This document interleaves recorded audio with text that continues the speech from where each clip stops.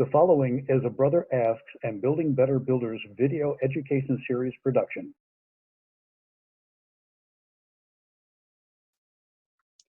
Those 15 steps in the Fellowcraft lecture are about the levels of progression, the tools and the map that one has to follow, along with the 7 steps that you have to do to raise yourself, raise your mind so that it comes from chaos to order.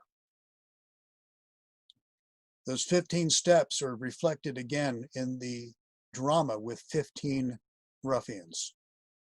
The first 3 steps are about title only. The last remaining steps are about resources and work. But when you overlay the tale, you recognize there were actually 15 ruffians. Every last one of them was a ruffian. 3 actually committed the murder. The rest were in on it. They were planning and plotting and scheming. They were conspiring. 3 of them actually brought them to justice.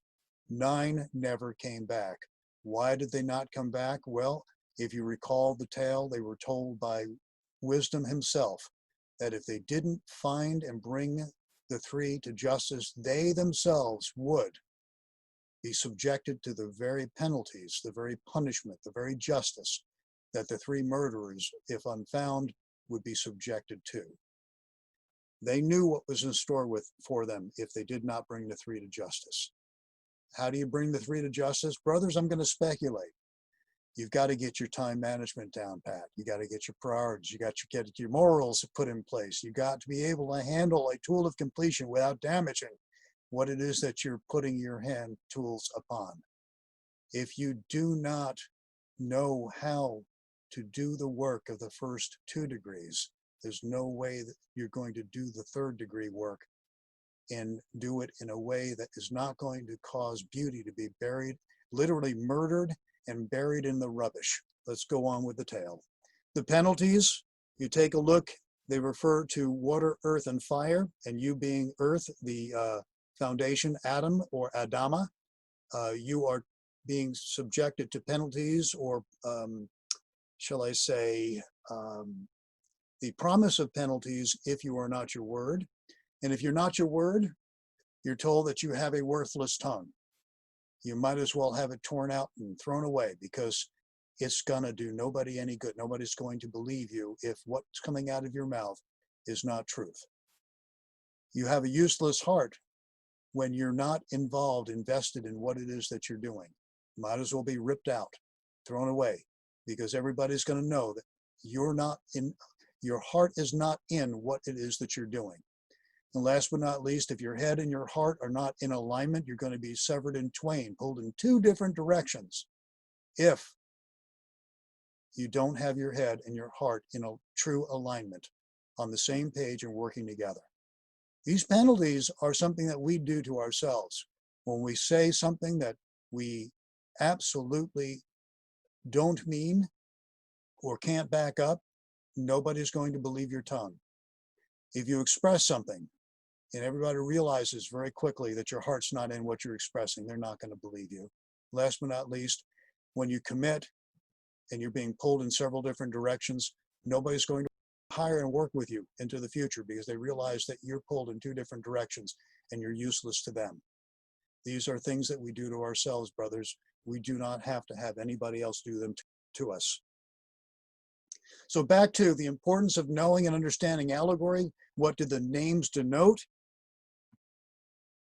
Well, it goes back to 1760.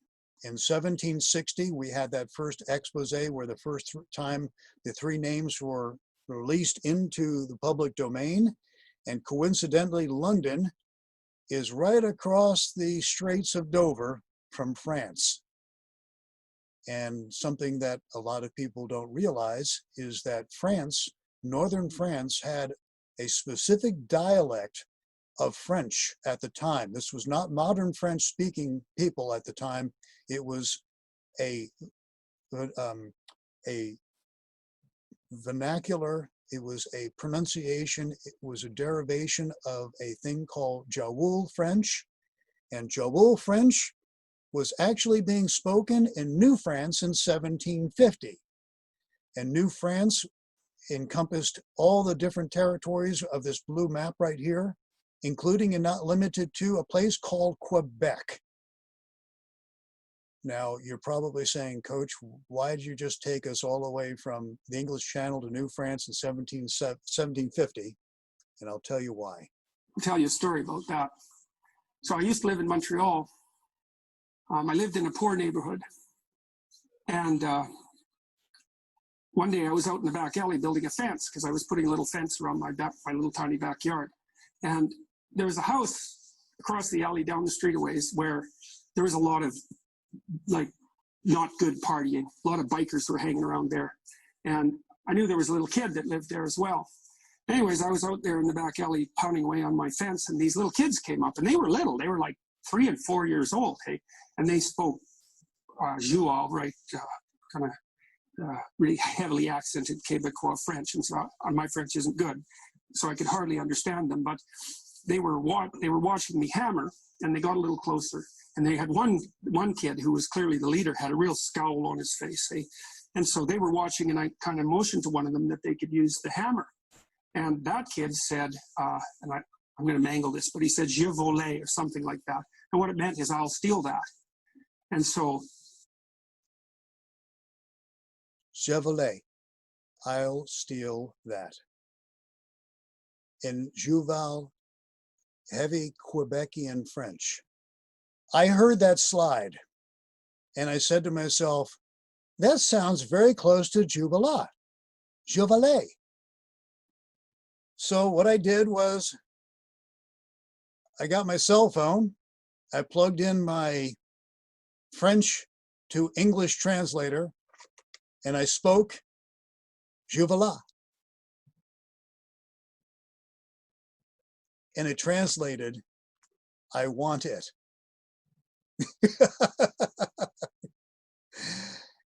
And that put me on a quest for about 2 months. I started looking what Juvala and Jualum, and I found out that in 1760, the performance of the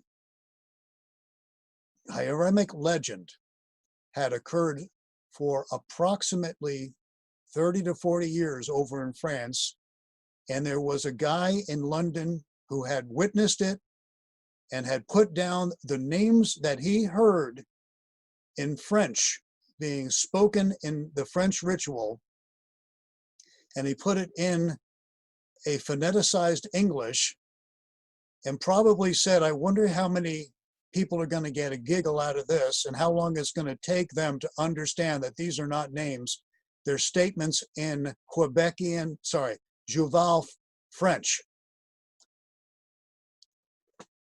Brothers, it's really important to understand allegory, just like Prometheus, Epimetheus, Solomon, Hiram King of Tyre, Hiram Abiff, which by the way translates to my brother is raised and he is his own teacher.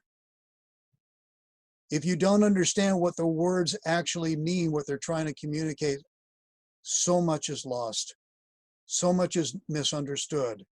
So much is carried down rabbit holes of investigation that literally are assumptions based on premises that don't exist.